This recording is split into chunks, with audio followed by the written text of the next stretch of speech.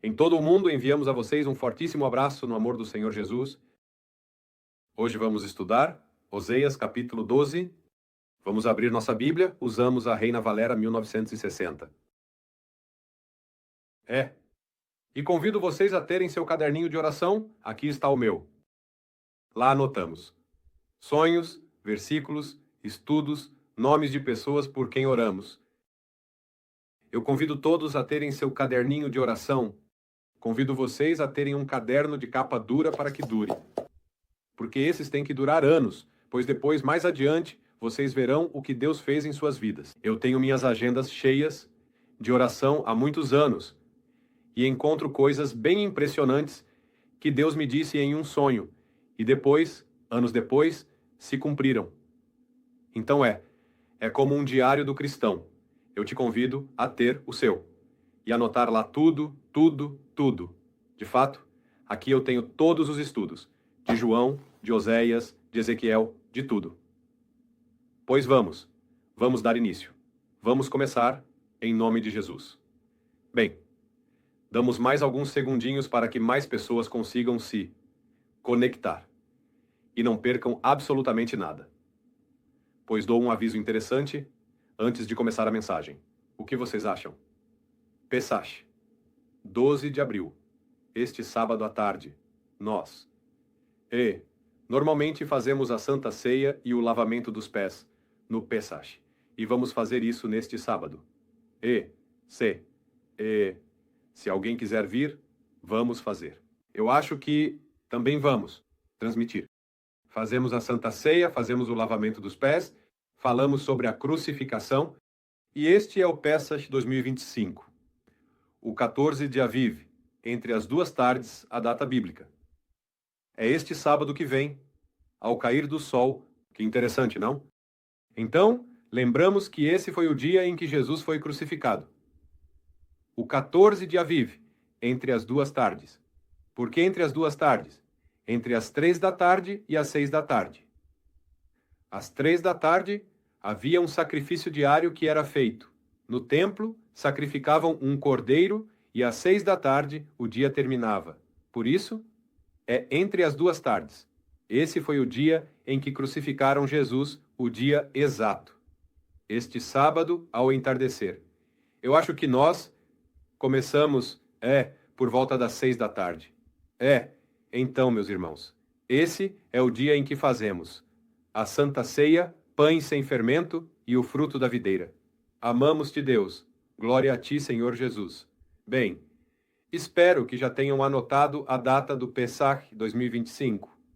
E sabemos que, normalmente, Deus usa as festas judaicas para questões do calendário de Deus, ocorrem eventos humanos, certo? Lembramos que durante as festas judaicas, Israel foi atacado em outubro. Lembram-se de tudo isso?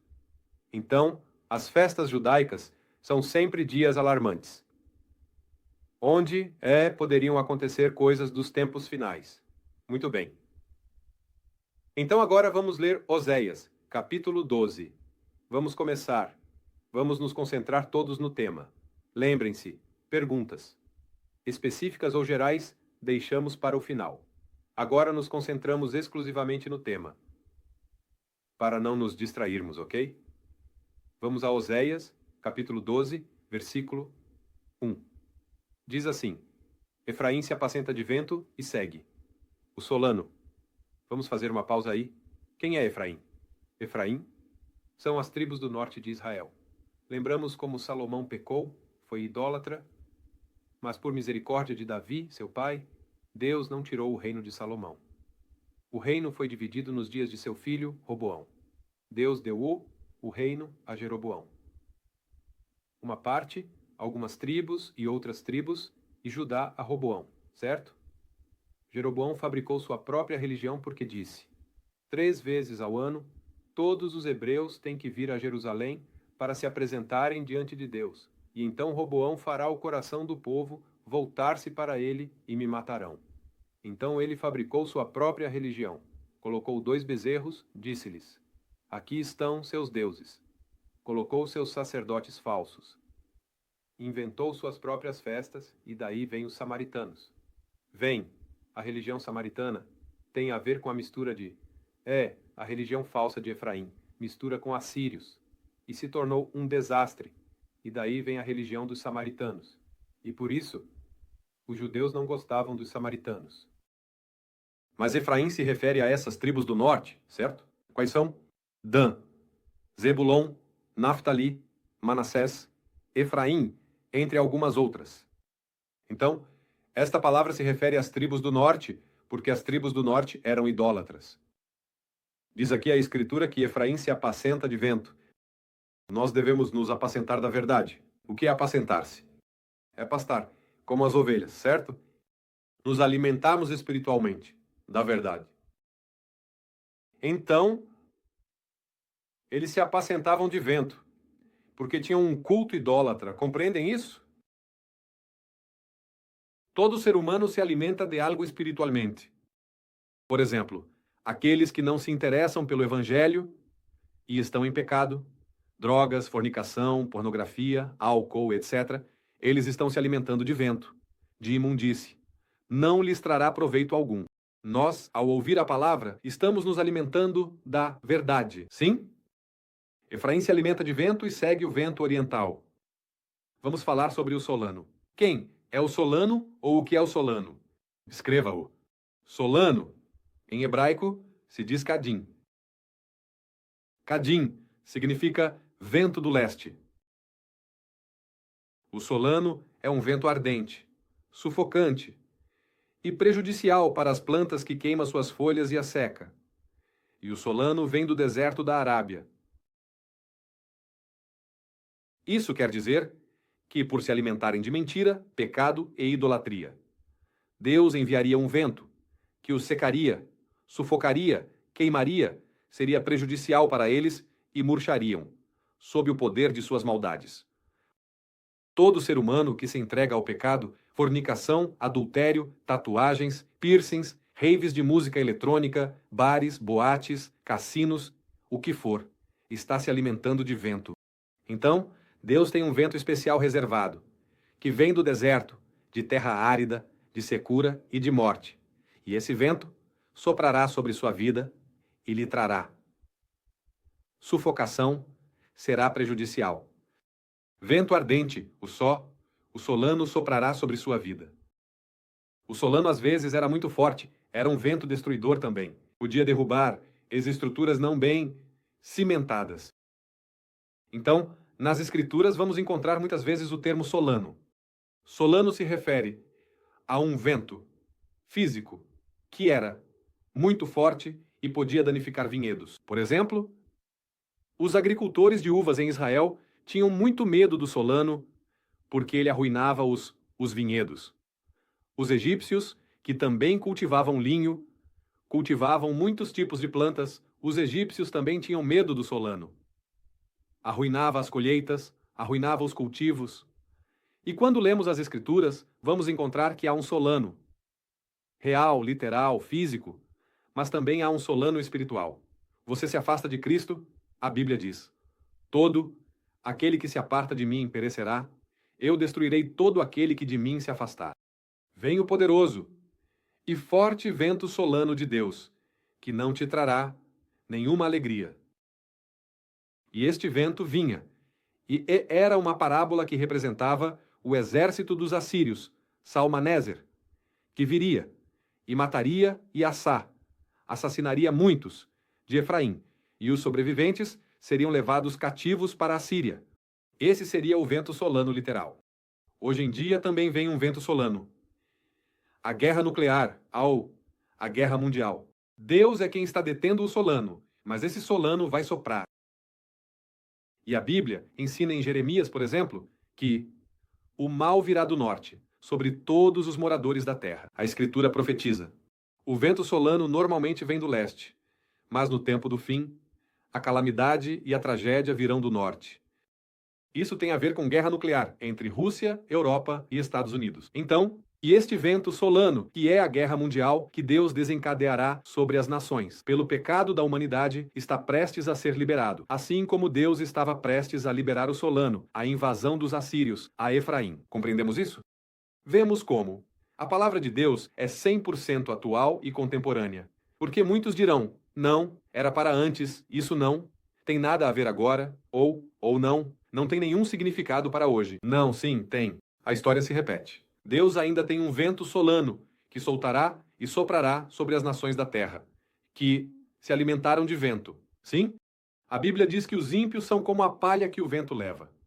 Há uma música em inglês que diz Dust in the Wind. Lembram-se? Poeira no vento. Não a cantem, é uma música ímpia. Por quê? Por quê? Fala de um termo bíblico. Os ímpios serão levados pelo vento. É um destino daqueles que se perderão eternamente, porque se alimentaram de vento e não da verdade. Rejeitaram voluntariamente o evangelho de Jesus.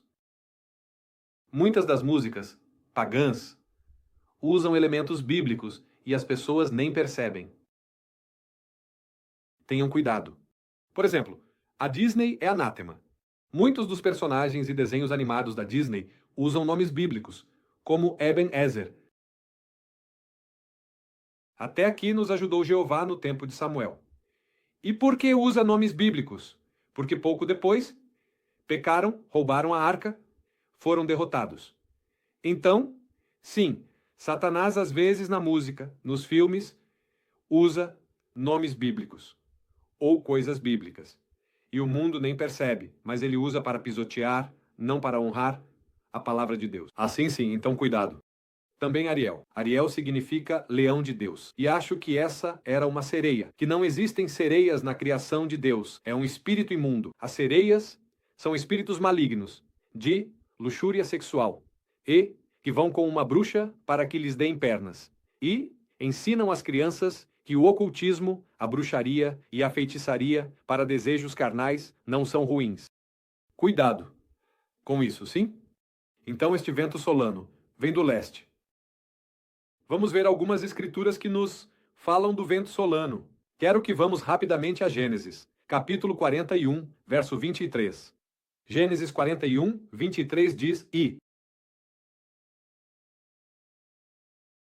outras 7 espigas miúdas, murchas e abatidas pelo vento solano, cresciam depois delas. Vocês se lembram dos sonhos de José, o sonhador? Das vacas gordas e vacas magras? Das espigas miúdas e rechonchudas e das espigas magras? Bem, o causador das espigas murchas, miúdas e abatidas era o vento solano. E este sonho de José, o sonhador, é uma profecia da tribulação, de 7 anos. Acredita-se que antes de a tribulação chegar, haverá um certo período curto de prosperidade. E depois, bum, tudo desmorona. Mas quem foi que murchou essas espigas de trigo? Foi o vento solano. Está escrito lá. Vocês podem ler no versículo 23 de Gênesis 41. É Deus quem pode exaltar ou Deus pode abater? Quero que vamos, por favor, a Oséias, capítulo 13, versículo 15. Oséias 13, 15. Hoje será um dia de delitos rápidos. Veremos muita escrita. Diz assim: ainda que ele frutifique entre os irmãos, virá o vento solano de Jeová. Se levantará desde o deserto e secará sua nascente e esgotará sua fonte. Ele saqueará o tesouro de todas as suas preciosas joias. A palavra de Deus nos ensina que Deus tem um vento solano para castigar os rebeldes e desobedientes. E este vento tem a capacidade de secar e murchar no poder de suas maldades. Quando voltarem a ler isso de vento solano, espero que já entendam. Sim? Bem, vou falar um pouco rápido. Se em alguma ocasião perderam alguma pérola, podem rever a pregação. Aqui fica sempre gravada. Agora continuamos lendo Oséias 12, 1. Mentira e destruição aumentam continuamente. Não era apenas a idolatria. Quando você se afasta da luz de Jesus, o pecado é como uma bola de neve que gira até causar uma avalanche destrutiva que pode matar muitos. Sim, o pecado no início pode ser um gatinho bonito, pequeno, filhote, mas quando cresce, se transforma em tigre e mata. Sim, há muita gente tola, insensata, que cria leõezinhos, tigrezinhos, bebês, mas ursinhos. E há muitas histórias de quando o animal feroz cresceu, comeu seu dono. O pecado é mais feroz do que isso. Por quê? Porque o pecado vai crescer e sempre vai te desviar, sempre vai te perturbar, sempre vai te cegar, sempre vai te enganar o pecado. O pecado nunca traz nada de bom. É melhor obedecer a Deus e prestar atenção a Ele. Quando você lê algo na Bíblia que não gosta sobre obediência, perceba que sua própria mente e carne te enganam, mas Deus sempre te diz a verdade. A obediência é vantajosa para você. Então, aqui a palavra diz que, continuamente, aumenta a mentira e a destruição. Quando você se afasta de Jesus, você entra em trevas profundas. E não apenas o pecado inicial de Efraim era a idolatria, mas depois outros tipos de pecados entraram. Mentira, assassinato, avareza, entre muitos outros. Lembram-se da história de Acabe e Jezabel, quando havia uma vinha de Nabote, que eles gostavam, e Jezabel matou Nabote e deu a vinha de presente a Acabe, seu marido maligno? Bem, assassinato por cobiça. Israel entrou em uma bola de neve que se transformou em uma avalanche e começou a viver uma vida completamente afastada de Deus, perdida e uma vida desastrosa por completo. Isso é o que acontece quando você deixa que o pecado domine em você. Você abre a porta para a pornografia, abre a porta para o divórcio, abre a porta para o adultério, abre a porta para a fornicação, abre a porta. Vai se tornar uma avalanche e vai te arrastar para muitos pecados diversos. E será difícil sair dessa avalanche. A maioria dos que são arrastados pela avalanche do pecado ficam sepultados para sempre na condenação eterna. São poucos os que conseguem sair, então nem se meta. Saia do pecado enquanto pode, porque esse pecado não vai apenas te prejudicar. Sua bola de neve, que você lançou no início, se transformou em uma avalanche gigante que pode matar muitos. E por seu mau testemunho, desobediência e rebeldia, você pode arrastar seus filhos para o inferno, sua esposa para o inferno, seus amigos para o inferno. Seu pecado não atinge apenas você, atinge muitos. Você causa uma influência, uma maré, uma corrente que pode arrastar outros. Seu pecado nem sempre te machuca, ele vai atingir outros. Um pai, bêbado, irresponsável, afastado de Deus, causa traumas nos filhos. E esses filhos depois vão ser bêbados, viciados em drogas, também terão casamentos fracassados. E é uma bola de neve. E esses filhos para outros, e esses para outros, e esses para outros. Por isso temos que vir a Jesus e na cruz parar tudo isso, não é? Bem, então, além de que, Efraim começou a se desviar cada vez mais e mais e mais com pecados, que inicialmente, seu primeiro pecado foi ir aos bezerros, afastando-se do Deus vivo e adorando a Baal. O que mais Efraim tinha de pecado? Diz, fizeram pacto com os assírios e o óleo é levado ao Egito. Deus havia ordenado, tanto no Antigo Testamento quanto no Novo Testamento, não fazer aliança com os pagãos, não se casar com os pagãos. Um cristão não deve se casar com uma pagã, uma Dalila. É proibido tanto no Antigo Testamento quanto no Novo. Não te unirás em julgo desigual com os incrédulos. Um nascido de novo da água e do Espírito tem que se casar com uma nascida de novo da água e do Espírito. Um filho de Deus tem que se casar com uma filha de Deus. E Israel começou a se emparentar, fazer alianças, acordos comerciais, acordos religiosos e casamentos com todos os povos pagãos que Deus havia proibido que se fizesse. Sim, quero que vamos a Êxodo, capítulo 23, versículo 32. Vamos ver primeiro as ordenanças do Antigo Testamento e depois vamos ver o que menciona o Novo Testamento. Êxodo 23, 32 e 33. Diz, não farás aliança com eles, nem com seus deuses. E Efraim fez aliança com os assírios e com seus deuses. Na tua terra não habitarão, para que não te façam pecar, contra mim servindo a seus deuses, porque te serão tropeço. Quando você começa a flertar com uma namorada pagã filisteia, quando começa a se envolver com uma Dalila ou com um Dalilo, com alguém que não tem temor de Deus e está em pecado, e queres fazer um namoro e depois um casamento, você já está nessa bola de neve que se converterá em avalanche e será o início da catástrofe. Deus o proibia em sua palavra. Te serão tropeço. Sim? Imagine o que acontece em um casamento em julgo, desigual, a esposa pagã e o esposo cristão. Ah, você sempre ora. Vamos dormir assistindo a um filme melhor. Passe tempo comigo. Você já orou muito e vai esfriando, esfriando ao ponto de levá-lo à morte espiritual e apagar seu nome do livro da vida. Esse poder tem uma mulher que não é do Espírito de Deus, que não é de Jesus? Sim, pode fazer isso. Então, cuidado, aprendamos com a história de Sansão.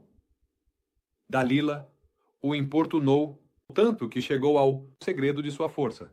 Cortaram suas tranças porque os nazireus tinham tranças. O Espírito de Deus o abandonou, porque revelou o segredo de sua força. Ele a perdeu. Os filisteus lhe arrancaram os olhos, ele virou brinquedo, e sua vida foi muito triste.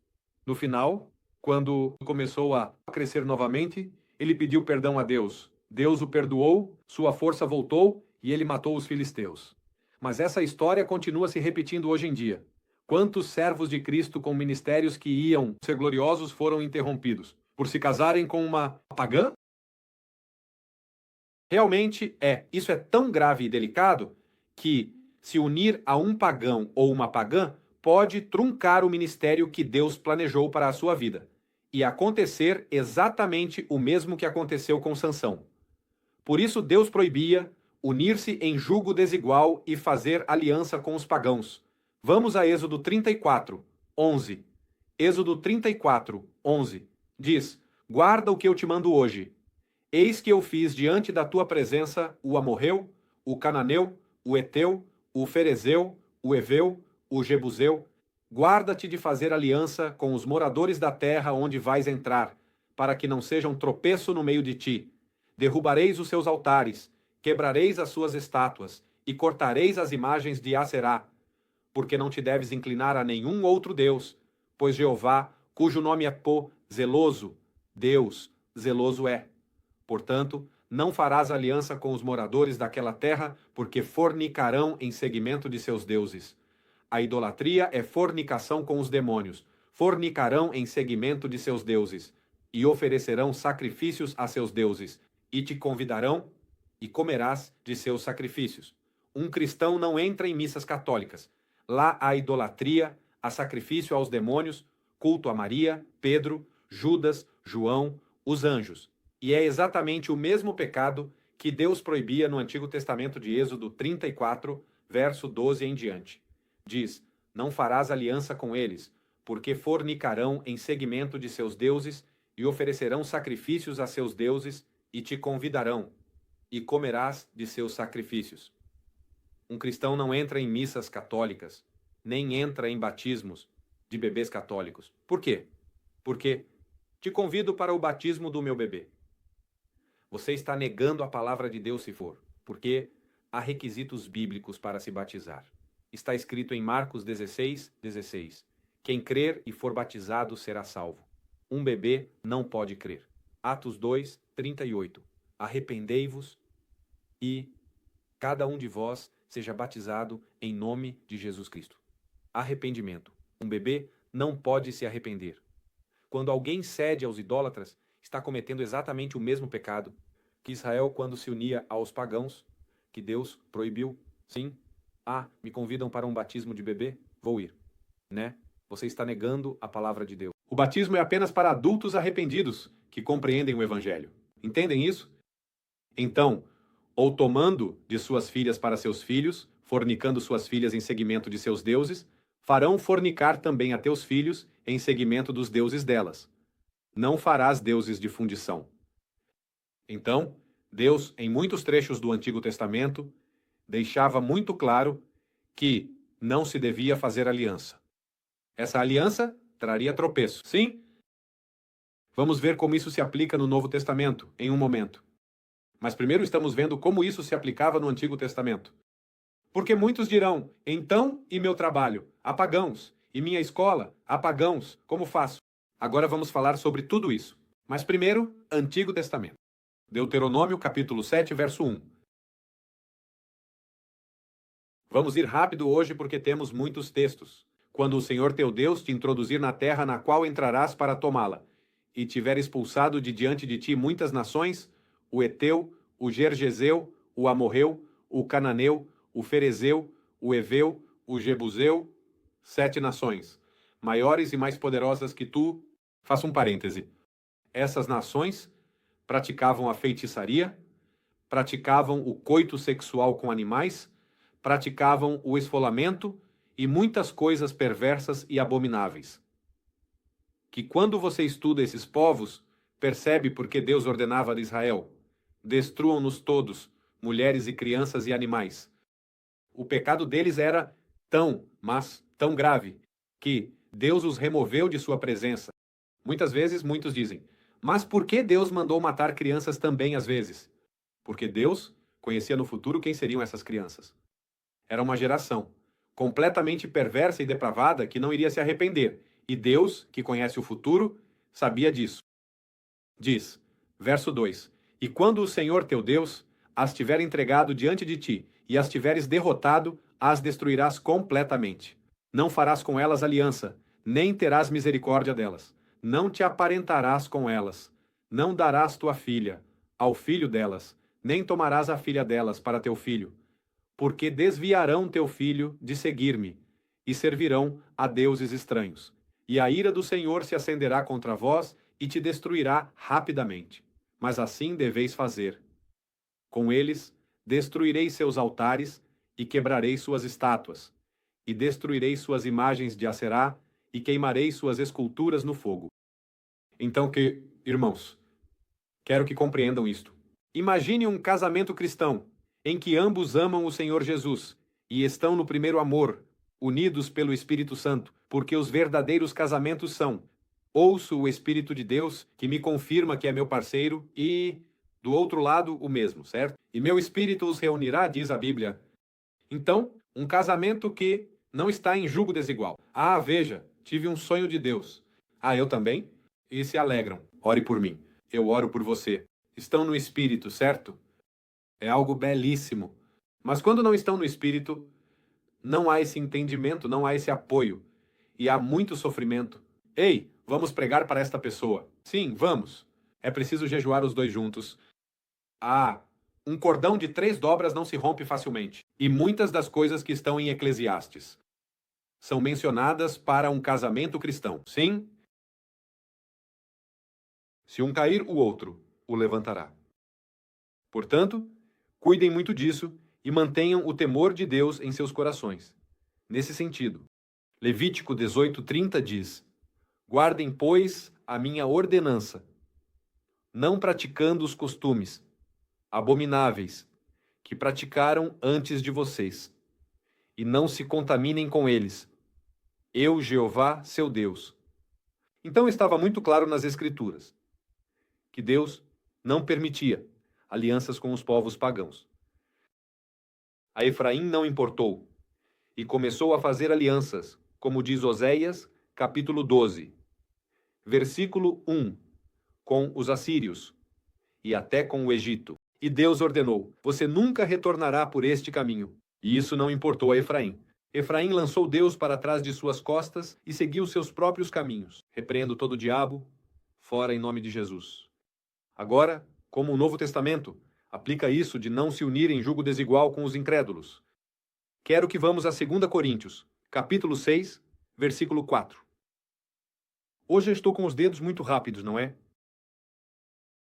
Se 2 Coríntios 6, 14, perdão. Vou esperar que todos cheguem porque me interessa muito que leiam com seus olhos. Na escola. Ah, pagãos, claro. No trabalho, há pagãos, claro. E devo sair? Depende. Depende. Se o seu trabalho é limpo e puro, não. Estar em um ambiente com pessoas incircuncisas de coração, que não têm a circuncisão de Cristo, te ajuda a pregar o evangelho a elas, a ganhá-las para Deus, certo? Não é necessário que você saia desses ambientes, a menos que estejam te contaminando, sujando e arrastando. Aí sim é um sinal de alarme. Vamos ler 2 Coríntios 6,14 e ver o que diz. Não vos prendais a um jugo desigual com os incrédulos. O que é um jugo? Jugo é uma ferramenta de madeira que se coloca no pescoço do boi e no outro pescoço do outro boi para arar. Não havia tratores, era um instrumento de agricultura para remover as pedras e fazer sulcos onde se planta, certo? O que acontece se colocarmos um boi com um burro? Um boi com um cavalo? Um boi com uma égua? O boi acaba cansando, certo? Porque não só puxa o arado, mas também puxa o burro, certo? Não fazer jugo desigual com os incrédulos. O casamento é um jugo. Também caminhar com Cristo é um jugo. Você tem o jugo de Cristo, você está, por assim dizer, atrelado a Cristo, certo? Mas o casamento também é um jugo. E às vezes esse jugo pode te cansar se não estiverem no mesmo espírito. Ai, não obedece, não quer. Já lhe disse para não trazer isso para casa. Já lhe disse que esse filme não. Já lhe disse para não ouvir isso. Já lhe disse para não usar essa roupa, para se cobrir, para não mostrar a nudez. E não obedece, e não obedece, e não obedece. E você vai se cansando, cansando, cansando. Não te ajuda a repreender, não avanças, e é um cansaço da carne, que faz com que não tenhas o mesmo desempenho espiritual, e que o potencial que tens não possa ser exercido e levado a cabo, porque o outro te está cansando. Isso é o que aconteceu com Sansão, e a história de Sansão está na Bíblia para que não aconteça contigo, jovens. Não casados, abram os olhos. Não vos prendais a um jugo desigual com os incrédulos. Este é um mandamento. Não é opção uma pagã, filisteia, jebuseia, amorreia, hitita, cananeia, não é opção. Não é opção. Mesmo que você goste, mesmo que ela goste de você, mesmo que você, não é opção. Porque, anos mais tarde, seu ministério, sua caminhada com Deus, poderia ser interrompida. É um perigo muito grande. E porque eu te amo, eu te aviso. Eu sei que há muitas pessoas que estão em jugo desigual e estão assistindo à pregação. Elas precisam orar e pedir a Deus força, e pedir a Deus que lhes conceda ganhar para Cristo seu cônjuge. Por que companheirismo tem a justiça com a injustiça? Que comunhão? A luz com as trevas? E aqui entra o ecumenismo. Ecumenismo é a união das religiões. Eu não oro com adventistas, com mórmons, com católicos, com pessoas que negam o Espírito Santo. Porque que comunhão tem a justiça com a injustiça? Às vezes, muitos cedem à verdade e vendem a verdade, apenas para ter um benefício econômico, ou muitos números, ou fama, ou prestígio. Não. Mesmo que sejamos poucos, mas bem convertidos, tem mais poder do que muitos, mas em pecado. A oração do Edar justo é poderosa e eficaz. Então, quando tenho que ir ao hospital, e lá, por exemplo, convidam um padre católico para a mesma cama onde vou pregar. Não oramos juntos pelo mesmo doente. Eu espero que ele vá embora. Depois que ele foi, aí sim eu entro e prego o evangelho. Cuidado com o ecumenismo. O anticristo será o rei dos ecumênicos. O anticristo vai unir o islamismo com o catolicismo, com o budismo, com o hinduísmo, com o ateísmo. Uma das características do império do anticristo será o ecumenismo. Ele buscará o que todas as religiões têm em comum e usará isso para fundi-las. Muçulmanos, o Mahdi. Católicos, o Cristo. Este não sei. Astecas e mexicas é um exemplo, não é? Kukulkan, Quetzalcoatl. E usará isso para lhes dizer: eu sou o Kukulkan, eu sou o Quetzalcoatl, eu sou o Mahdi, eu sou o Cristo. E o anticristo usará essa astúcia para unir as religiões.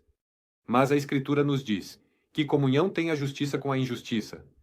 As cartas de João nos dizem muito claramente, segunda de João, que se alguém vier à sua casa e não trouxer a doutrina de Cristo, assim diz, não lhe diga bem-vindo, porque você participaria de suas más obras. Está em segunda de João? João, o apóstolo, repreendendo Maria, porque Maria, a mãe de Jesus, estava recebendo em sua casa pessoas que negavam que Cristo havia vindo em carne. E o apóstolo João repreende Maria em 2 de João e lhe diz que se ela recebe em sua casa e diz bem-vindo a alguém que não tem a doutrina de Cristo, pode perder sua recompensa celestial. E aí está em 2 de João, é algo muito delicado. E nós temos que discernir e diferenciar até onde posso ter uma convivência laboral, convivência escolar, sem me deixar contaminar e sem cometer este pecado de companheirismo com a injustiça, certo? Por exemplo, vou te dar um exemplo muito claro. Imagine que você tem um grupo de amigos. Você quer pregar para eles e eles não se deixam. E esse grupo de amigos conta piadas sexuais, fala palavrões, fala sobre álcool, e não te dá ouvidos, e não te dá ouvidos, e não te dá ouvidos. Mas ao contrário, eles estão em um ambiente onde estão sujando seus ouvidos, sua mente.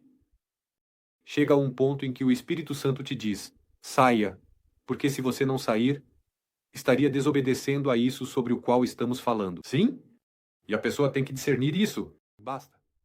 É suficiente. Eu aqui já não posso ficar. Existem trabalhos limpos e trabalhos que não são limpos. Trabalho limpo: professor, médico, engenheiro. Trabalho não limpo: um cassino, alguém que tem um cibercafé onde se vê pornografia e se jogam jogos de zumbis. Houve cristãos que me escreveram: eu tenho um cybercafé e vêm ao meu cyber para ver pornografia e me pagam para usar meus computadores para ver pornografia. Me pagam para usar jogos de zumbis e jogos de satanistas. O que faço? Acho que você vai ter que mudar de ramo, tom, ou oferecer outros serviços, certo? É a isso que isso se refere. E temos que ter sabedoria e discernimento para saber: aqui sim é lícito porque posso ser luz. Mas aqui já não. Porque agora eles estão me contaminando. Certo? Não significa que vamos sair do mundo e nos afastar como os Amish, como esses menonitas, que têm muitas coisas boas. Mas o Evangelho é para ser luz no mundo. Jesus disse: não peço que os tires do mundo, mas que os guardes do mal. Enquanto estamos na terra, a Igreja de Jesus, somos luz do mundo. Temos que nos infiltrar em hospitais, em mercados, em escolas, em empresas, no governo. Temos que nos infiltrar e ser luz de Jesus, claro. Mas há um discernimento que se chama consciência, que me diz: basta, até aqui. Isso é intolerável, insuportável. Não posso continuar levando isso, tenho que sair. Sim? Eu sei que em muitas profissões haverá situações em que devemos demonstrar que somos cristãos e não negar a Jesus. Por exemplo, um cirurgião. Poderia cirurgião colocar silicone nos meus seios ou nas nádegas para me ver mais bonita? Um cirurgião cristão não faz isso? Outra profissão, não sei. Este poderia, em um confeiteiro, fazer um bolo de torre com arco-íris sodomita para um casamento sodomita. O confeiteiro diz que não. E isso é negar a si mesmo, sim? É o que lhes digo. É o caminho estreito. Aqui não é o gosto do cliente. E isso é parte do que a palavra nos diz. Que comunhão a luz com as trevas? Verso 15. Que concórdia? Cristo com Belial. Belial é Satanás. Ou que parte o crente com o incrédulo? E que acordo há entre o templo de Deus e os ídolos? Porque vós sois o templo do Deus vivo. Como Deus disse: habitarei e andarei entre eles, e serei seu Deus, e eles serão meu povo. Por isso saí do meio deles, e o quê? Afastai-vos, diz o Senhor. Também há um mandamento no Novo Testamento de se afastar e sair. Nem sempre é permanecer, às vezes é sair já. Afastai-vos, diz a Escritura. Saí do meio deles, diz o Senhor, não toqueis no impuro, e eu vos receberei. E este mandamento não é pregado hoje em dia, que há circunstâncias em que o cristão, ouvindo a voz do Espírito de Deus em sua consciência, tem que sair e se afastar. E serei para vós como pai, e vós sereis para mim filhos e filhas, diz o Senhor Todo-Poderoso. Me perguntam sobre os anticoncepcionais, digo rapidamente, vejam. Eu me dedico à pesquisa. E recentemente o câncer de mama, o câncer de ovário, disparou em todo o mundo. e foram feitas análises estatísticas que encontraram que o uso frequente de anticoncepcionais esteroides aumenta de forma altíssima a propensão ao câncer na mulher. Então, tenham cuidado, hein? Porque depois podemos falar mais sobre esse tema, mas os remédios do homem às vezes saem. Pior, e muitas mulheres já estão enterradas que faleceram de câncer, de mama, por culpa de estratégias humanas, como é o uso constante de anticoncepcionais esteroides, certo? Cuidado com as estratégias do homem. Fecha o parênteses. Então, compreendemos tudo isso? Deus é santo e diz: sede santos como eu sou santo. E Deus nos chama a isso. Quando me converti a Jesus, vou te contar minha história. Eu me juntava com metaleiros, com punks, com skatistas, com bêbados, com maconheiros. Eram meus amigos. Eu me reunia no centro de Guadalajara em uma feira que se chamava Tianguis Cultural, que estava cheia de porcaria e sujeira. E quando me converti a Jesus, fui pregar para eles. Riram de mim, não quiseram, não me ouviram. Perseverei alguns meses, talvez mais. E eram meus melhores amigos, hein? Graças a Deus, Deus cuidou de mim. Eu não entrei nas drogas e isso, mas eu me juntava com eles. E não quiseram ouvir. Falei com eles sobre a música, falei sobre o álcool, falei sobre os vícios, falei sobre o inferno. Estive lá. Eles se recusaram completamente a ouvir o Evangelho de Jesus. Continuavam com suas conversas sexuais, com suas grosserias, com suas blasfêmias, com seus vícios. Chegou ao ponto em que o Espírito de Deus me entristeceu e me disse: é insustentável, afaste-se. Sim, Senhor, e me afastei. Mas houve um tempo em que eu fui paciente com eles e lhes levava o Evangelho, e eles não quiseram o Evangelho. Há um censor do Espírito Santo que te diz: até aqui, basta, insustentável, saia porque você se suja. Sim? Mas temos que, obviamente, mostrar-lhes amor e ter paciência por um certo período. Mas o Espírito de Deus é quem te diz: já insustentável, não mais. Eu te ordeno que vá. Outro exemplo? Eu tinha um colega idólatra no laboratório. E eu pregava para ele sobre o Senhor Jesus, dava-lhe bíblias, dava-lhe folhetos. Ele me ouvia muito bem. Eu dizia: com certeza vou ganhá-lo para Cristo. E sempre que tinha oportunidade, ele era responsável por um grande laboratório, daqueles laboratórios que têm portas de metal enormes, porque lá há bactérias e vírus perigosos. E eu entrava e conversava com ele, e ele ficava sozinho muito tempo porque esse laboratório não era usado. Todos os dias. E eu ia nos dias em que não havia gente para visitá-lo e pregava a palavra para ele. Mas sua esposa era muito idólatra, mas idólatra mesmo, e sua esposa lhe disse: não o escute mais, a mim. Então, chegou um dia em que eu estava parado do lado de fora da porta de metal do laboratório e ouvi Deus que me falou. E Deus me disse: não pregue mais para ele. Ele já recusou meu evangelho em seu coração. Assim me disse Deus: não pregue mais para ele. Você está dando pérolas aos porcos. Essa revelação, eu a recebi da parte do meu Deus, quando estava em frente à porta para ir falar com ele. E foi como um balde de água fria, porque eu pensava outra coisa, mas Deus, que conhece os segredos do coração dele, me mostrou: este está pisoteando o evangelho. Vá e procure outro mais digno. E ele era usuário de maconha, bêbado, um monte de coisas, não? Então, eu disse: está bem, obedeço ao meu Senhor. Virei-me e fui embora e nunca mais voltei a dizer nada. A direção do Espírito Santo e o Espírito de Deus às vezes te diz: fale mais com esta pessoa. Agora saia daqui. Você pode corroborar isso em Atos? O Espírito Santo proibia o apóstolo Paulo de pregar em certas regiões, certo? E dizia-lhe que nesta sim. Então, orientação do Espírito de Deus neste assunto. Aquele que tem que se afastar do mal, que se afaste. Aquele que está na impureza, que se salve da impureza. Lembre-se deste mandamento. Saiam do meio deles e afastem-se, diz o Senhor. Muito bem. Então, vamos continuar com a pregação. Estamos em Oséias capítulo 12, versículo 2. Diz: o Senhor tem uma contenda com Judá para castigar Jacó conforme os seus caminhos. ele pagará conforme as suas obras. Quero que vamos rapidamente a Mateus capítulo 16, verso 27. Deus é um Deus que vai pagar conforme o que cada um fez.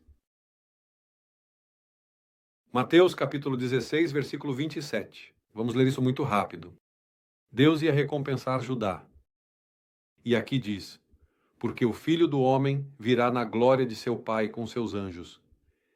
E então recompensará a cada um conforme suas obras. Então, as coisas não vão ficar assim. Deus vai recompensar a cada um conforme suas obras. Vamos ler agora. Oseias 12, 3. No ventre materno, segurou pelo calcanhar a seu irmão, porque está falando de Jacó. E com seu poder venceu o anjo. Agora vamos entrar na história de Jacó. Quero que revisemos isso. Sabemos que Isaque, filho de Abraão, casou-se com Rebeca, sua mulher, e teve 2 filhos, certo? Jacó e Esaú. O que nasceu primeiro foi Esaú, mas os 2 eram loiros, porém Esaú era peludo, Jacó era sem pelos. Quando nasceram, Jacó estava segurando o calcanhar de Esaú, certo? Desde o ventre já estavam lutando, a ponto de a mãe de Jacó e Esaú, Rebeca, estar sofrendo. E Rebeca foi consultar a Deus. E Deus lhe mostrou que havia 2 povos em seu ventre. Vou ler Gênesis 25, 19. Havia 2 povos em seu ventre, em suas entranhas. E Deus lhe disse: o maior servirá ao menor. Mas vemos aqui como houve uma luta. Jacó significa usurpador, certo? E vemos como Jacó, quando fugiu para a terra de Harã com Labão, lembram-se dessa história? Foi para adquirir uma mulher, que na verdade adquiriu 2 mulheres. Aqui Oséias começa a falar da história de Jacó. Mas a história de Jacó tem em parábola e em mistério a história de Jesus, certo? Harã significa alto, altura ou elevação. Jacó foi pastor para adquirir mulher. Pastor, em hebraico se diz shomer, que significa guarda, vigilante ou tutor. Jesus desceu da terra, saiu de sua terra, o terceiro céu, desceu à terra e foi pastor para adquirir mulher. Jacó fez o mesmo. Sua mulher é a igreja. Mas quando Jacó chegou à terra de Harã e foi pastor para adquirir mulher, não adquiriu uma mulher, adquiriu 2. Primeiro, Lia. Lia significa cansada ou esgotada. Como Israel não quis o evangelho, os que se salvaram foram os gentios. Tipo de Lia, que não era tão bonita, segundo a tua escritura, certo? Depois, quando terminou o tempo, Jacó comprou Raquel. Raquel significa ovelha. Jesus tem 2 apriscos, ele disse isso. E aos 2 apriscos ele vai unir. Quais são seus 2 apriscos? Os gentios e os judeus. E haverá um só rebanho e um só pastor. A história de Jesus está escondida na história de Jacó, certo? Seu irmão queria matá-lo. Os judeus queriam matar Jesus. E se vocês continuarem investigando, vão encontrar um monte de pérolas. Então, aqui diz que, pelo calcanhar, tomou seu irmão e com seu poder venceu o anjo. Vamos falar agora da história de Peniel. Peniel ou Penuel. Mas, antes quero que vejam algo. Lembramos que Jacó não era o primogênito. O primogênito era Esaú. E ele ia receber a bênção, certo? Mas algo aconteceu. Isso está mencionado em Gênesis 29. 29. Aconteceu que, certo dia,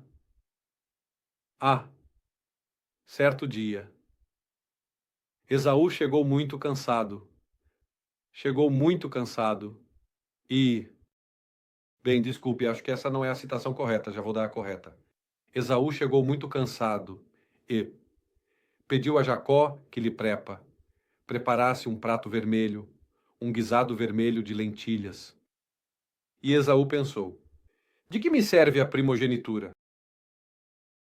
E vendeu sua primogenitura por um prato vermelho, certo? Nós fomos salvos pelo sangue de Jesus, que é vermelho. Israel tinha a primogenitura, mas não quiseram acreditar no Evangelho. Por isso venderam sua primogenitura pelo terreno.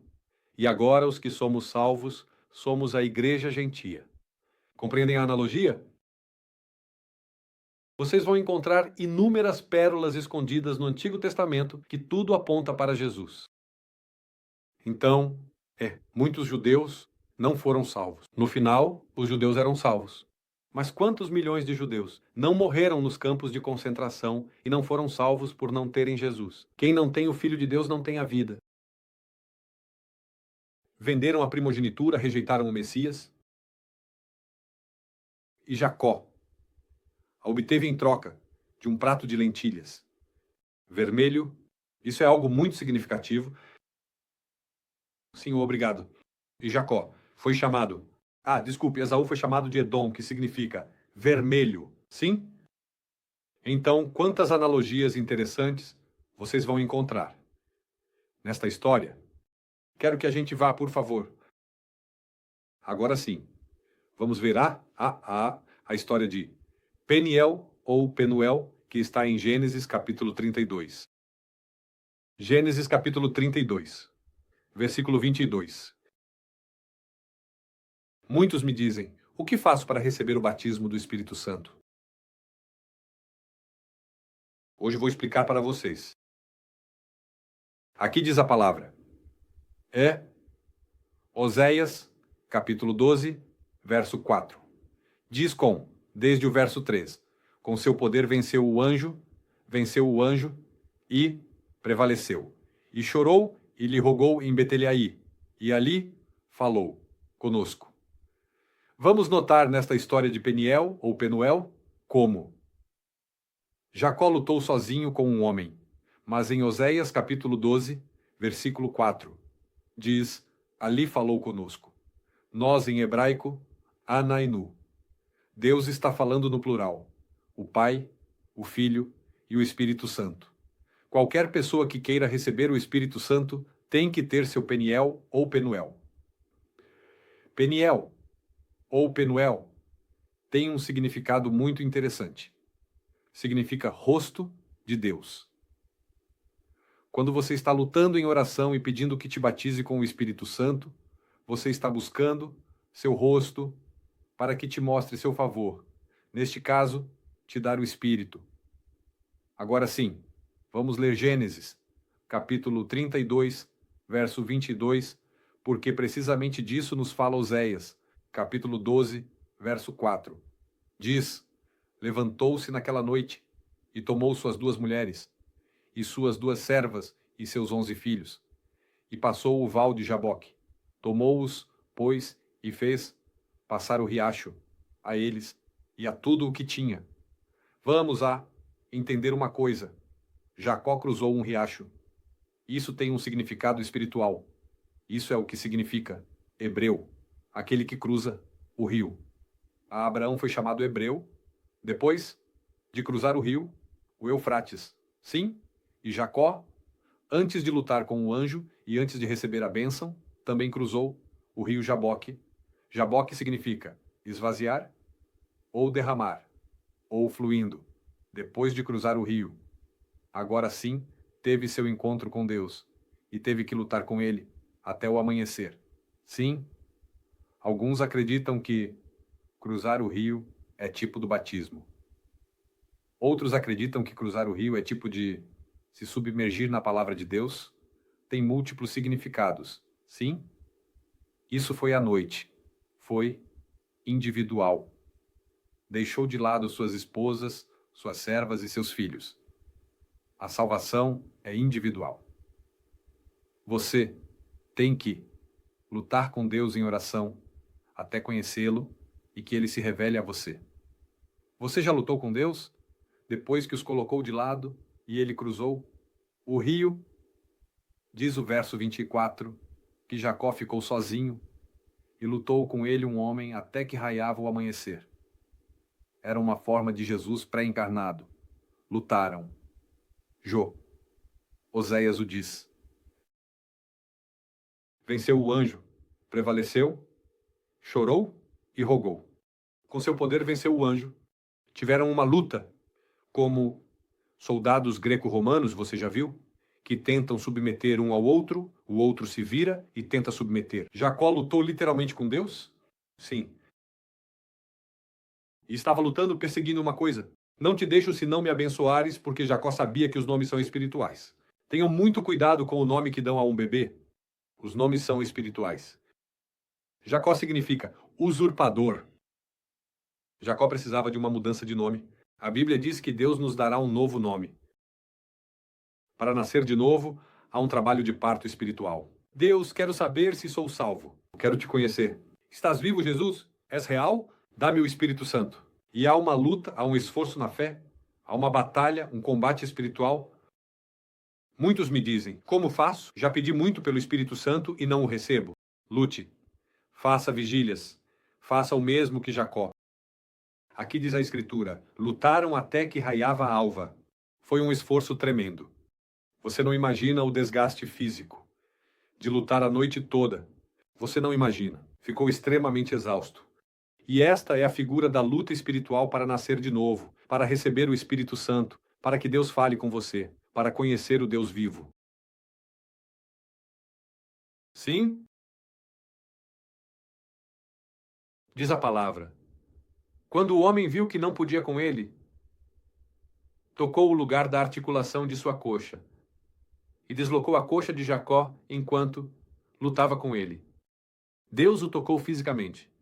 Em muitas ocasiões, os servos de Deus, quando têm um contato com Deus, ficam marcados e às vezes lhes fica um espinho para que não se gloriem, como Paulo. Jacó tinha um espinho? Sim, ele tinha. Deslocaram a coxa dele.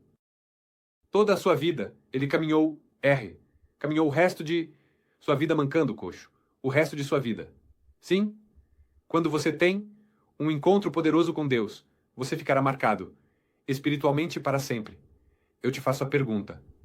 Você se queixa de ainda não receber o Espírito Santo? Se queixa de que Deus não fala com você? Você já lutou a noite toda pelo seu Penuel? Ninguém vai lutar por você. É você. Quem tem que lutar? Estou te buscando, meu Deus. Responda-me. Liberte-me. Tire este demônio. Tire-me dos vícios. Quero te conhecer. Cure-me fisicamente, meu Deus. Aqui estou. Responda-me. Pai, você está lutando, está se esforçando a noite toda. Há pessoas que se cansam às 11, pessoas que se cansam à meia-noite, pessoas que se cansam à 1, pessoas que se cansam às 2, pessoas que se cansam às 3. Já está quase amanhecendo, já estão quase conseguindo. Se cansaram. Não, é em vão. Já não vou orar, já não vou ler a Bíblia. Jogam a toalha e voltam atrás. E não se salvam mais. Mas há alguns que perseveram até o fim. Dizem, não, estou exausto, estou cansado, mas não te deixo se não me abençoares. E essa figura de luta espiritual com Deus é interessantíssima. E diz, que interessante que diz Oséias 12, 3, com seu poder venceu o anjo. Alguém pode vencer a Deus? É o anjo do Senhor. O anjo do Senhor é Deus. E diz, venceu o anjo, repete novamente, e prevaleceu. Alguém pode derrotar a Deus com sua própria força física? Não. Refere-se a um combate na fé em oração. Um combate na fé em oração.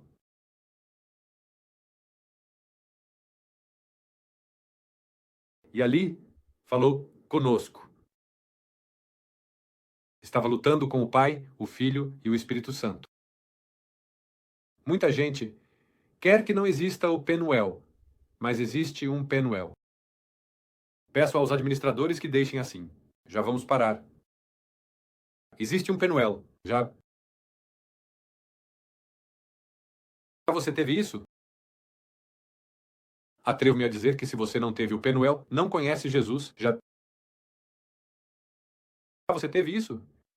Jesus disse: Minhas ovelhas conhecem a minha voz. Já lutou espiritualmente até conhecer o celestial, até provar dos poderes do século vindouro? Toda oração é uma luta, é um esforço espiritual. Não é que Deus responde a alguns sim e a outros não. É que alguns aguentam até o amanhecer e outros não. Estamos falando de conhecer o Deus vivo, o Todo-Poderoso, o Onipotente.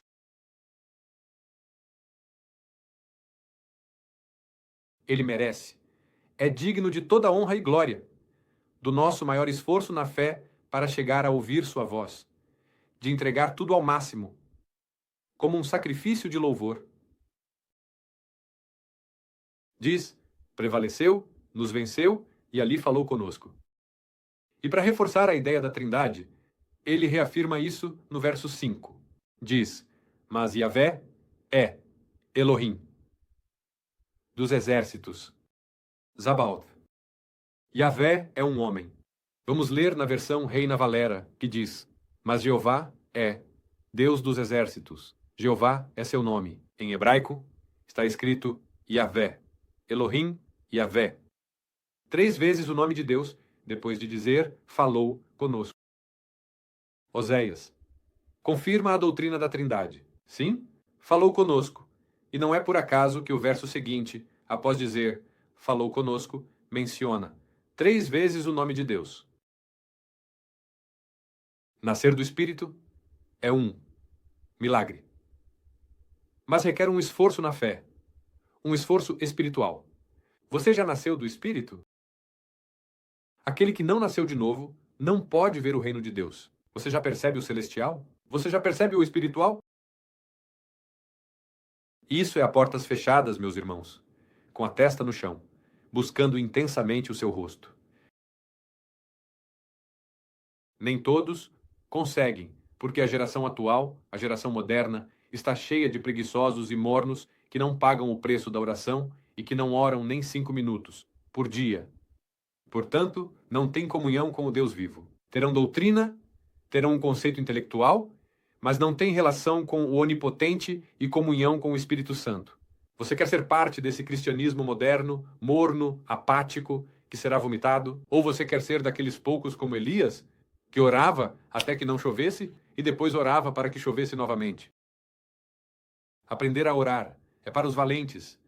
Aprenda a rezar. Vou orar até que meu Deus me responda. E orar não é necessariamente repetir palavras e palavras e palavras e palavras. Muitos acreditam que orar significa falar muito. Não. Orar é qualidade. Fala comigo, Deus vivo. Por que não me tens falado? Estou te buscando. Uma coisa é orar com fome e outra coisa é orar apenas com o seu cérebro. E para lutar este Penuel, e que Deus te fale, você tem que orar com fome. Caso contrário, não vão te responder. Muitas das coisas que vocês veem neste ministério, neste canal, neste servo inútil, muitas das coisas que vêm são fruto de madrugadas e madrugadas e madrugadas e madrugadas de joelhos, buscando o Deus vivo, até que ele me fale. Há que pagar um preço? Claro que sim. E já estamos no fim dos tempos e sua família tem que se salvar. Você tem que se salvar. Há muitas necessidades ao nosso redor. E poucos intercessores de qualidade, poucos homens e mulheres, poderosos na oração. E eu espero que esta mensagem te toque e você perceba que, se você é daqueles de 5 minutos por dia, vão te vomitar e você vai ficar na tribulação. Jesus estabeleceu o mínimo de oração. Não podeis vigiar. 1 hora. Ui, 1 hora é o jardim de infância, hein? Muitos dizem, é que eu não posso orar 1 hora porque já não sei o que dizer. Exato, porque você ora com o seu cérebro, não com fome. Se você orasse com fome e com amor, 1 hora seria pouco. Mas quando se abrem as janelas dos céus e do alto se derrama o Espírito, já 1 hora se transforma em 5 minutos. Quando você flui no Espírito, já parece pouco. Mas você alcançou isso do que estou falando. Você alcançou beber do dom celestial, provar dos poderes do século vindouro, provar do Espírito Santo através da fé genuína. E isso que estou dizendo, nem todos vão alcançar. Nem todos vão alcançar. Haverá pessoas que vão ficar apenas no nível da religião. Nada mais. Uma coisa é religião, e outra coisa é provar o celestial. E se você não lutar seu Penuel, não vai provar o celestial. Às vezes acreditam que se prova o celestial porque alguém impõe as mãos sobre mim. Ou se prova o celestial para que alguém ore por mim, suprindo esse tempo de oração que eu não tenho. E por ele ou por ela, obtenho isso. Não é assim. Tempo de qualidade com o Senhor Jesus. Mas uma vez que você tem seu encontro com o Deus vivo, e como a Jacó, ele colocou a mão e o deslocou, sua vida muda para sempre, e ele mudou o nome e disse, verso 28, e vou ler, desculpe, desde o verso 26, e disse, deixa-me, porque já rompeu o dia. Jacó respondeu, não te deixarei se não me abençoares. O homem lhe disse, qual é o teu nome? E ele respondeu, Jacó. E o homem lhe disse, não se chamará mais o teu nome Jacó, mas Israel, porque lutaste com Deus e com os homens, porque essa é uma profecia de que Deus se faria homem. Lutaste com Deus e com os homens, e prevaleceste. A história de Jacó encerra muitas das profecias de Jesus, e aqui nos mostra que Jesus se faria carne sendo Deus. Lutaste com Deus e com os homens, e prevaleceste. Então Jacó lhe perguntou e disse, declara-me agora o teu nome. E o homem respondeu, por que perguntas pelo meu nome? E o abençoou ali.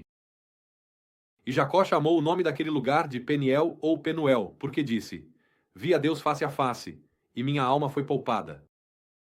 E quando passou Peniel, o sol nasceu e ele mancava da coxa. Por isso, os filhos de Israel não comem até hoje o tendão que se contraiu. Bem, suas esposas e filhos viram sua experiência com Deus? Não, foi a sós. O maior que Deus vai fazer em você não será em público em uma igreja, será a sós. Assim como Jacó. Se você vai ser um grande homem ou mulher em Cristo, embora ele seja o grande, será pelo que você alcançou a portas fechadas, não pelo que alcançou em público. A portas fechadas é onde as coisas são alcançadas. Suas esposas e mulheres não perceberam a vitória que ele teve com o Deus vivo.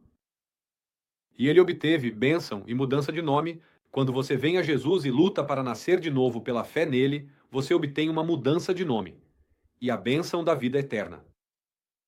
Agora, o que eu penso sobre aqueles que dizem, apenas faça a oração de receber Jesus e você está salvo. Nem todo aquele que me diz, Senhor, Senhor, entrará no reino dos céus, mas sim aquele que faz a vontade de meu Pai que está nos céus. Essa oração é eficaz, se houver fé e arrependimento genuíno. Mas se não houver, e não houver um Penuel, essa oração é uma repetição vã. Como você sabe que foi salvo? Porque o Espírito te revela. O Espírito Santo é quem te diz que és filho de Deus. Ele dá testemunho no teu espírito.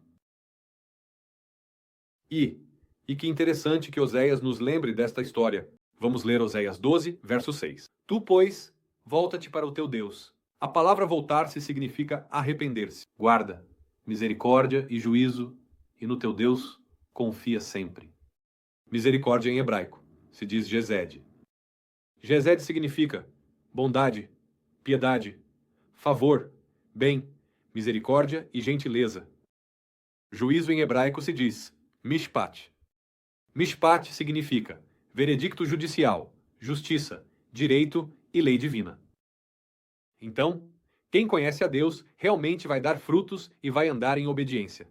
Isso é o que significa esse verso 6. Mercador que tem em sua mão peso falso, amante de opressão. Efraim disse, certamente enriqueci, encontrei riquezas para mim. Ninguém encontrará iniquidade em mim, nem pecado em todos os meus trabalhos. Vamos ler uma passagem que fala sobre a avareza e o amor ao dinheiro, porque estamos estudando Oséias, e Oséias menciona isso. Quero que vamos a 1 de Timóteo, capítulo 6, verso 6.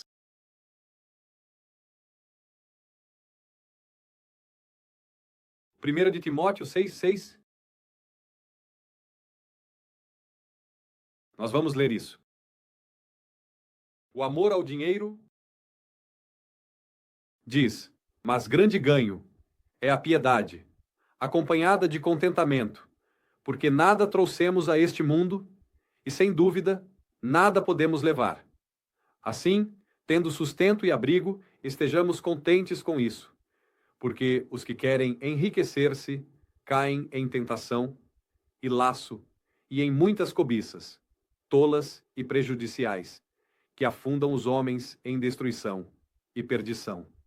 Porque a raiz de todos os males é o amor ao dinheiro, o qual, cobiçando alguns, desviaram-se da fé e foram traspassados por muitas dores.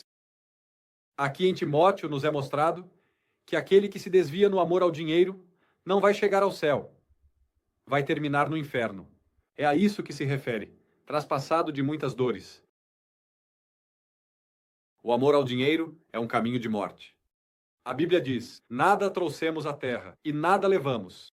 Nada.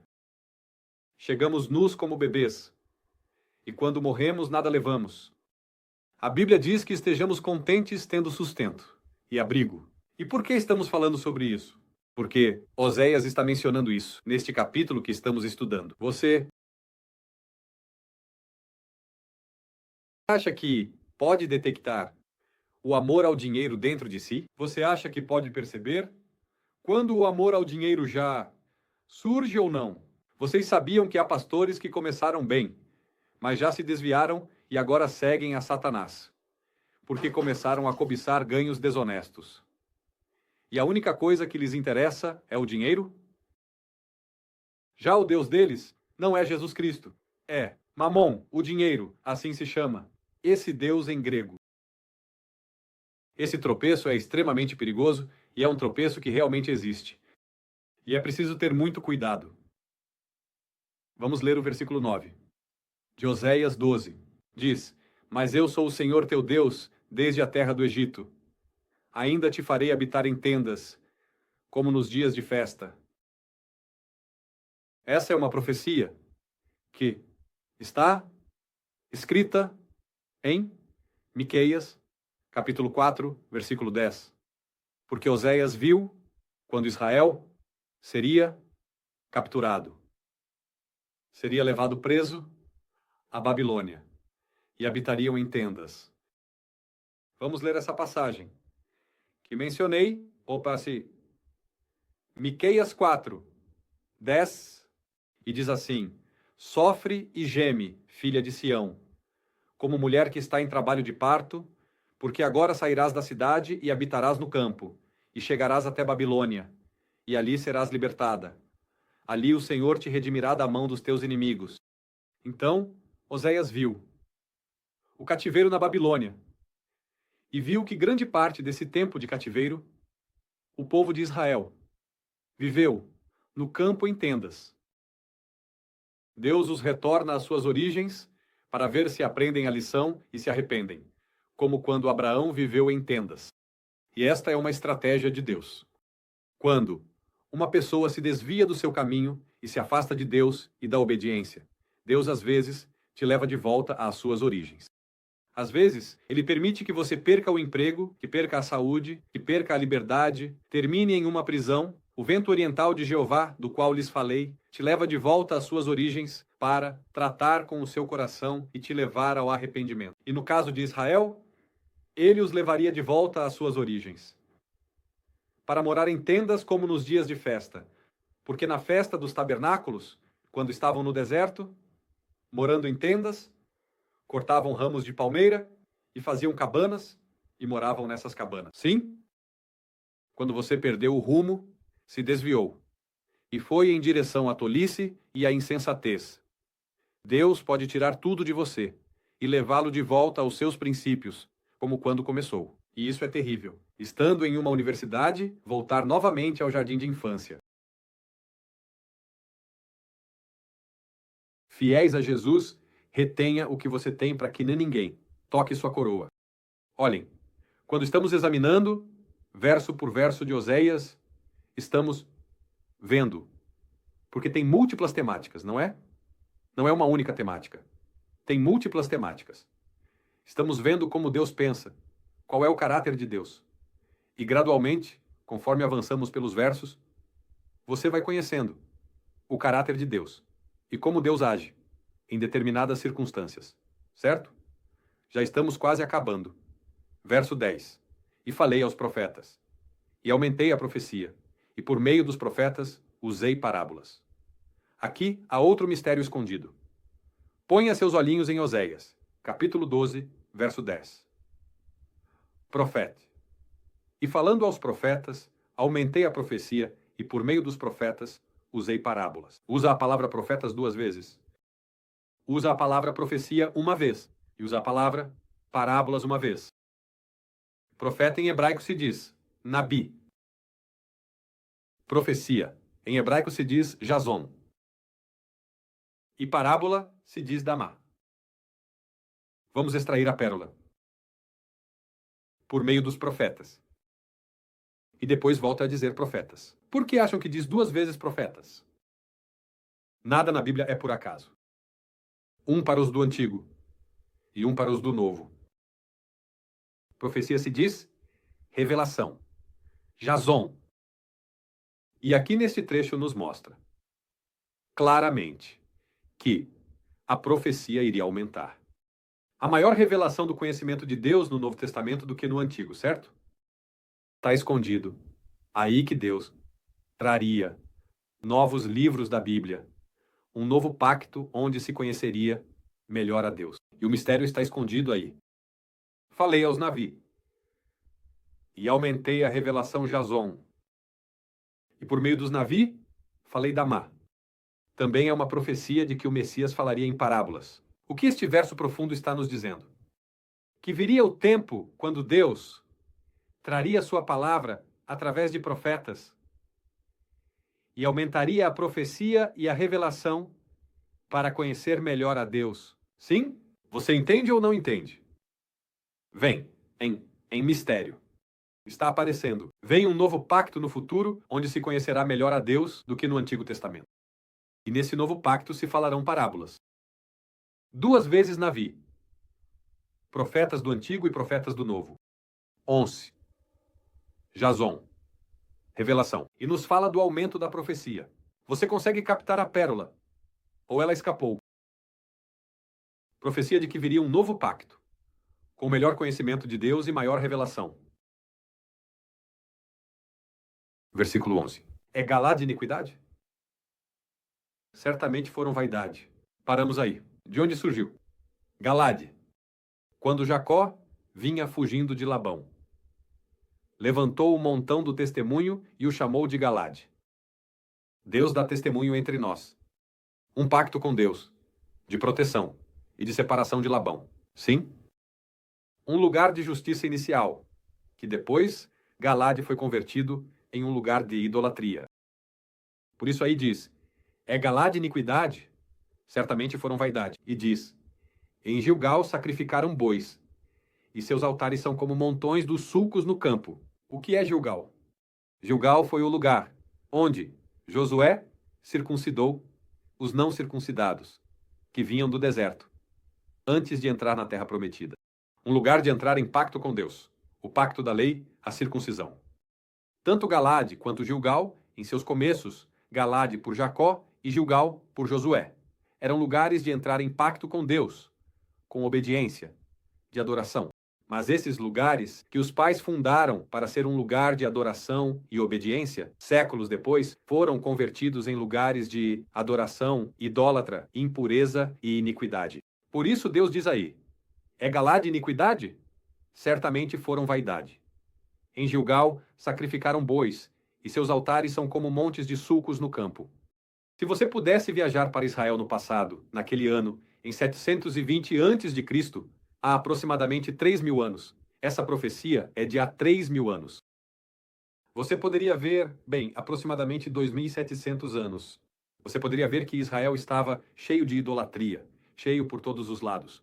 Nichos idólatras no alto dos montes, ídolos embaixo das árvores, ninho ídolos. Altares com incenso, todo. O território de Israel estava cheio de idolatria.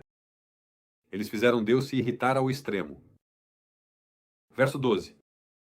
Mas Jacó fugiu para a terra de Harã. Israel serviu para adquirir uma mulher, e para adquirir uma mulher foi pastor. Arã significa alto ou elevado. É uma sombra do Messias, uma figura escondida do Messias. Jacó saiu de sua terra para ir ao alto elevado. Jesus desceu do céu para adquirir uma mulher. Adquiriu duas mulheres sendo pastor. Jesus foi pastor e também adquiriu duas mulheres que são uma, gentios e judeus. Que interessante. A original. Não era Leia. A original procurada. Qual era? Raquel. Leia tinha olhos delicados. O povo original a quem Jesus veio pregar não eram os gentios. Quem eram? Veio para os seus, mas os seus não o receberam. Que interessante, não é? Na história de Jacó e suas esposas, estava escondida a salvação dos gentios e dos judeus. Primeiro ganhou Leia e depois teve que trabalhar mais anos. E ganhou Raquel. Os judeus são salvos no final da tribulação, quando acreditam que Jesus é o Messias. Muito interessante este Oséias, não é? Olhem, eu sei que talvez este tema seja extenso. Eu sei que talvez seja um pouco difícil acompanhar todo o assunto, porque tenho que falar de muitas coisas. Mas talvez esta seja a única ocasião em toda a sua vida em que você vai estudar a fundo o livro de Oséias. Talvez nunca mais se dará a oportunidade de voltar a estudar Oséias com detalhe, verso por verso, palavra por palavra, no contexto, revisando o Antigo e o Novo Testamento. Então, se você perdeu alguma pérola, se algo passou, despercebido, assista novamente a pregação. Ela fica gravada aqui para que você não perca nada de Oséias. Jesus falou de Oséias muitas vezes. Agora vamos ver o verso 13 que diz: por um profeta, Jeová fez Israel subir do Egito, e por um profeta foi guardado. Moisés profetizou que Deus enviaria um profeta, e quem não ouvisse esse profeta seria cortado do povo. Moisés se referia a Jesus. Moisés foi usado por Deus para tirar Israel do Egito, terra de escravidão, pecado e idolatria. Agora ele está apontando para o profeta que viria no Novo Testamento, que é Jesus. Jesus tem muitos títulos. Jesus é Deus, claro. É Deus manifestado em carne.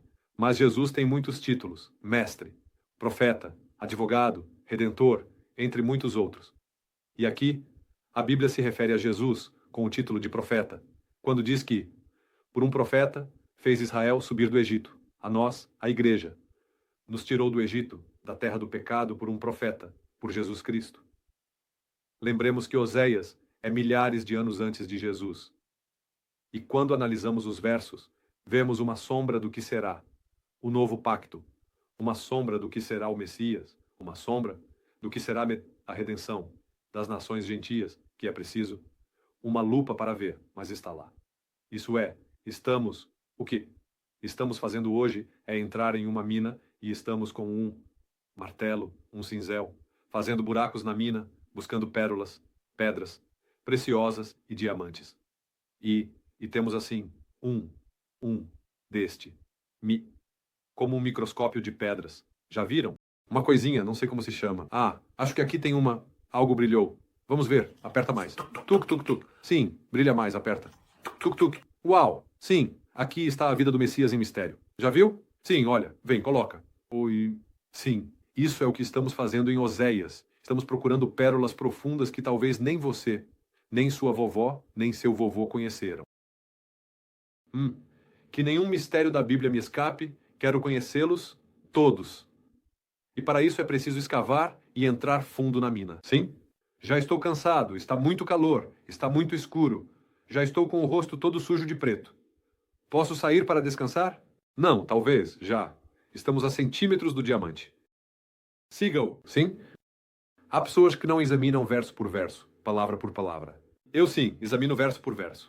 Eu examino toda a Bíblia, de Gênesis a Apocalipse, palavra por palavra, no grego, no strong, no hebraico, no aramaico, no latim, no. O significado dos nomes, buscar possíveis mensagens de Deus em matemáticas bíblicas. Com um microscópio, devagarinho, lendo o versículo até 5 vezes o mesmo versículo, para que nada te escape. Isso é o que fazemos nós. Sim? Porque quando descobres uma nova pérola da palavra, você se enche do Espírito Santo, sabia? Quando o diamante aparece, você consegue captá-lo e extraí-lo da pedra da mina. Você se enche do Espírito Santo e isso te dá força espiritual e alegria. Por um profeta, Jeová fez Israel subir do Egito, e por um profeta foi guardado. Jesus nos tirou do Egito espiritual, e pela palavra de Jesus nós somos guardados. Verso 14 é o último. Efraim provocou a Deus com amarguras. Portanto, fará recair sobre ele o sangue que derramou, e seu Senhor lhe pagará sua vergonha. E foi isso que aconteceu. Deus enviou os assírios e destruíram Samaria. Recaiu sobre eles o pagamento. E isso é o mesmo que Deus fará no tempo do fim. Deus fará recair sobre a cabeça dos homens o pagamento de sua afronta feita a Deus. Eu espero que tenham entendido a mensagem. Eu espero que tenham captado, aqueles que começaram a ver no meio, ou aqueles que de repente ficaram um pouco sonolentos e pararam de prestar atenção, vejam novamente. Captem todas as pérolas, para que, ao terminar o livro de Oséias, você o entenda perfeitamente. Não perca nada dos mistérios de Deus. Olha, vou te explicar algo que eu aprendi de Deus.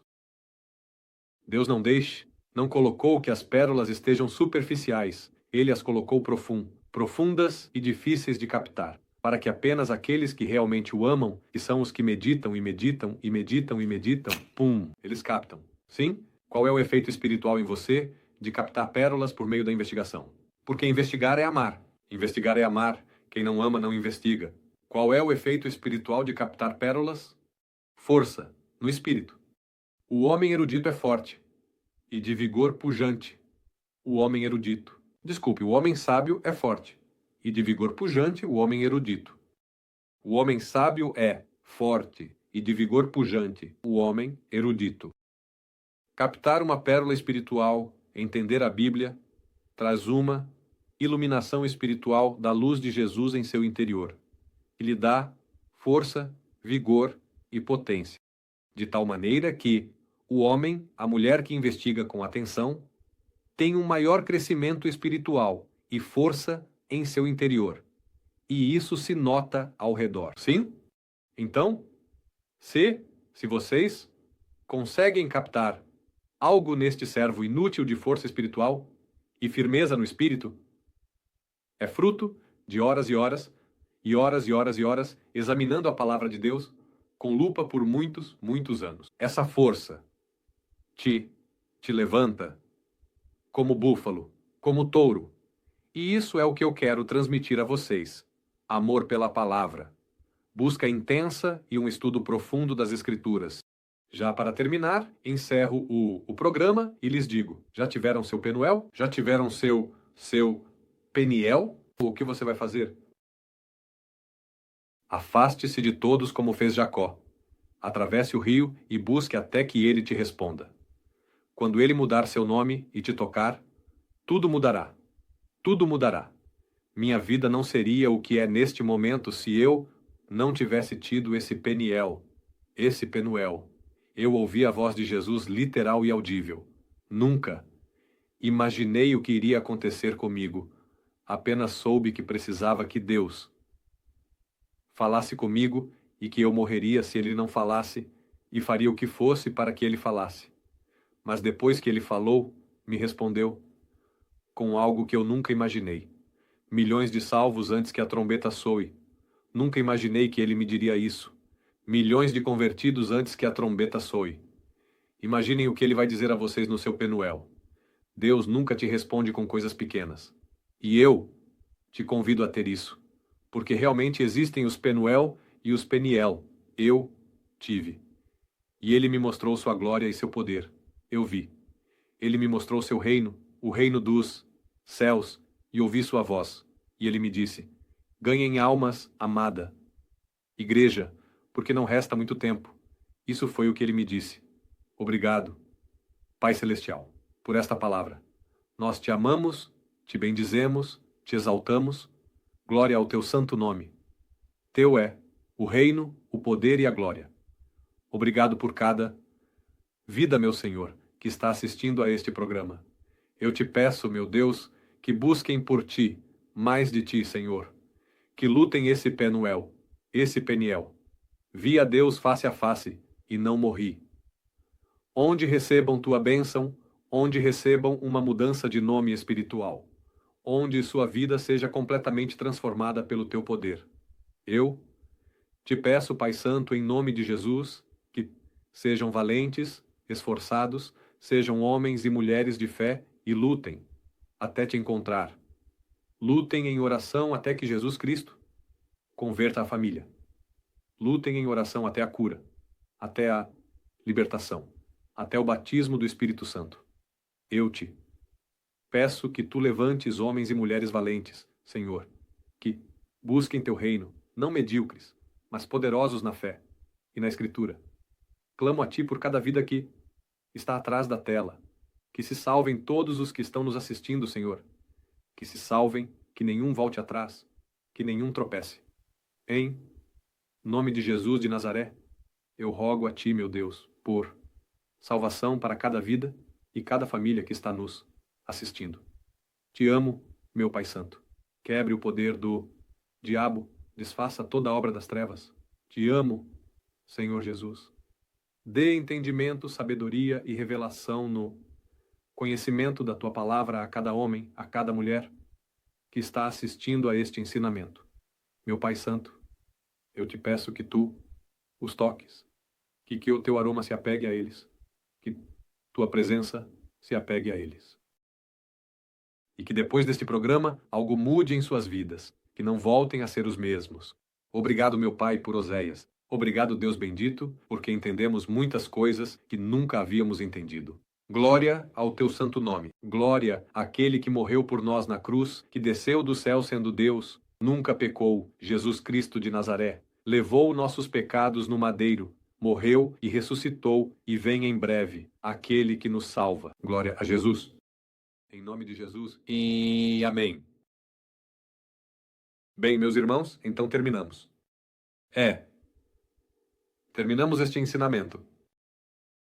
Se você não entendeu, convido-o a reler, a rever a pregação, a analisar verso por verso. Oséias capítulo 12. E a se fortalecer no Senhor e no poder de sua força. Bem, irmãos, nos vemos no próximo programa na quarta-feira às 9 da noite, horário central do México, e aos domingos ao meio-dia. Convidamos vocês a nos apoiar com seu like e com sua inscrição. Convidamos vocês a nos ajudar a se inscrever e a dar like no nosso canal infantil, Thalita Cumes Ministérios, e a divulgá-lo para todas as crianças que conhecem. Enviamos um forte abraço. Orem por nós, porque estamos planejando campanhas evangelísticas internacionais, para que Deus nos ajude a realizá-las. Bem, um fortíssimo abraço e todos dizemos: Glória ao Senhor Jesus.